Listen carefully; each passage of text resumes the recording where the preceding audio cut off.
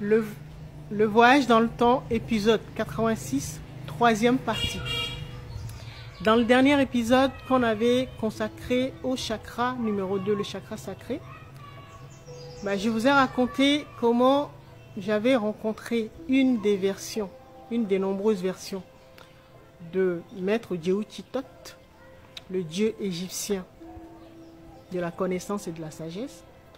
Et cette version s'appelle, dans notre réalité, Héraclès Casilde. Alors, si vous êtes sur la page Telegram L'aventure de la conscience, j'ai posté son dernier enseignement. Donc, allez le voir. Et je vous disais que ça remonte à les archives m'ont montré donc l'époque pharaonique. J'étais un étudiant de Maître Tot, donc j'étais un homme dans cette vie. Et Maître Tot était arrivé dans la salle et son pied ne touchait pas le sol. Donc il évitait. C'est comme s'il était sur un nuage à même le sol. Donc, un peu comme le personnage Sangoku de Dragon Ball Z. D'accord? Je vous ai raconté que c'était un vieillard, vieux de millions d'années. Donc ça se voit sur son visage. Et je vais vous raconter la leçon qu'il nous a donnée ce jour-là, quand j'ai eu accès à ces archives.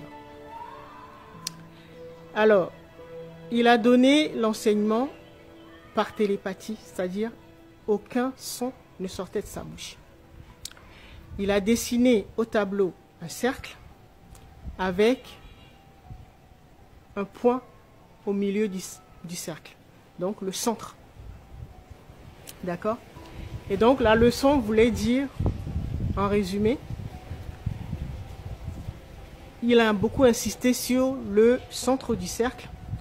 Ça veut dire que quand nous sommes à la périphérie du cercle, ça c'est une sphère, c'est l'équivalent d'un cercle, mais en 3D.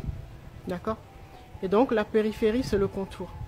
Alors quand nous nous trouvons à la périphérie du cercle, c'est là que nous rejouons des vies. Donc nous avons plusieurs incarnations. D'accord? Et quand nous réussissons à revenir au centre du point, ce qu'on appelle le centre de pouvoir, nous redevenons l'observateur avec une vision 360 degrés de notre expérience.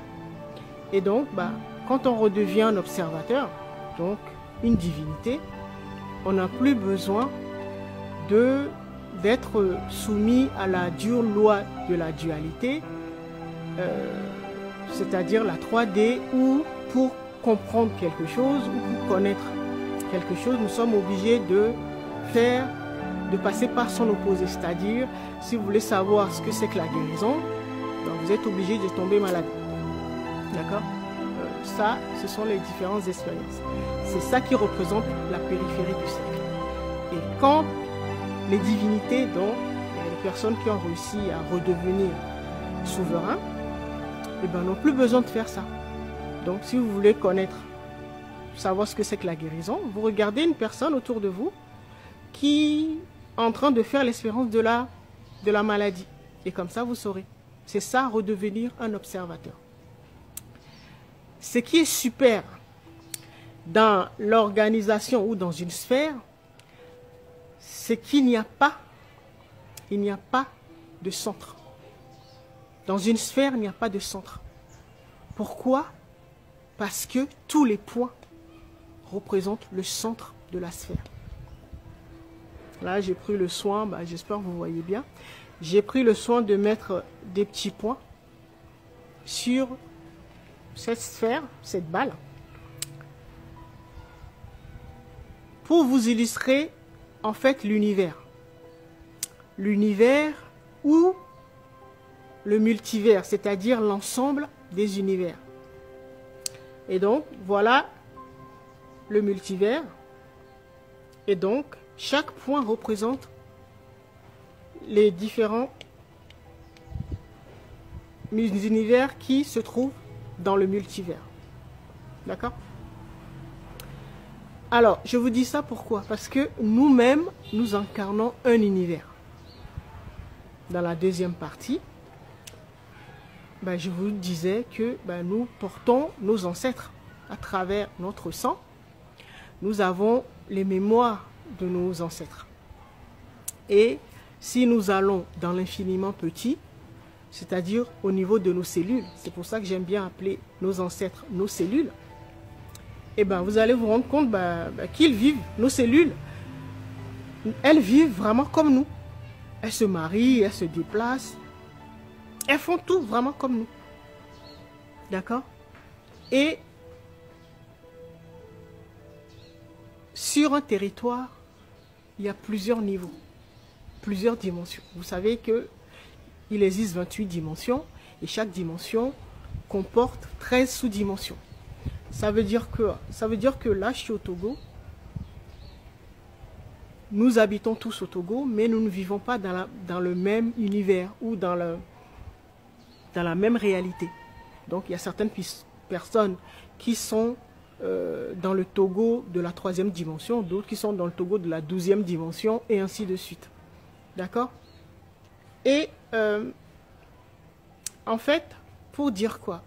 Pour dire que s'il n'y a pas de centre dans l'univers et que tous les points représentent le point, le centre, ça veut dire que vous, en tant qu'univers, vous êtes le centre du multivers. Ça veut dire que vous êtes l'autorité suprême. Autorité suprême veut dire qu'il n'y a personne au-dessus de vous. Vous êtes le créateur du multivers. En fait, vous êtes dans votre délire. Chacun, dans son univers, est dans son délire, dans son expérience. Si vous l'oubliez, forcément, le voisin, l'univers voisin, va venir vous dicter sa loi.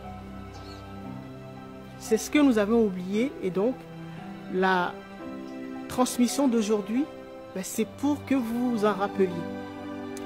C'est vrai que certains parmi vous, votre subconscient va bugger un peu parce que c'est quelque chose de nouveau. Enregistrez la vidéo, regardez-la plusieurs fois s'il le faut,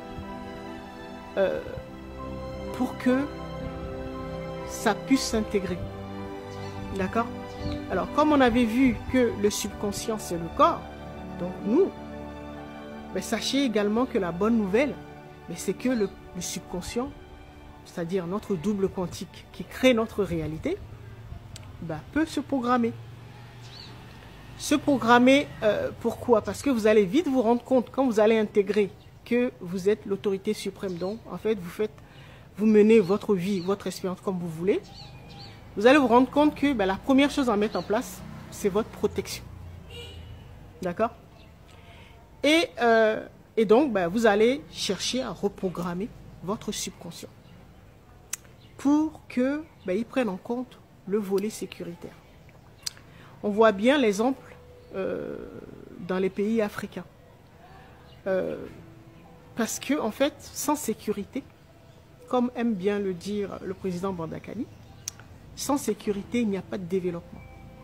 Si vous avez confié votre sécurité à votre bourreau ou au voisin, il va vous emmerder. Parce que vous êtes un univers, vous devez protéger votre richesse. Votre richesse, déjà votre énergie, et toute votre boîte noire, donc vos archives, donc vos ancêtres. C'est ce que vous devez protéger. Et dans un pays, les cellules, les ancêtres, c'est ce qu'on appelle la population. Donc, vous devez apprendre à devenir un bon leader, celui qui s'occupe et prend bien soin, qui protège et prend soin de sa population, de cellules, donc de ses ancêtres, de ses richesses, si vous voulez vous épanouir et vous développer. C'est ce qu'ont fait les pays de l'AES. Et ce modèle doit devenir la norme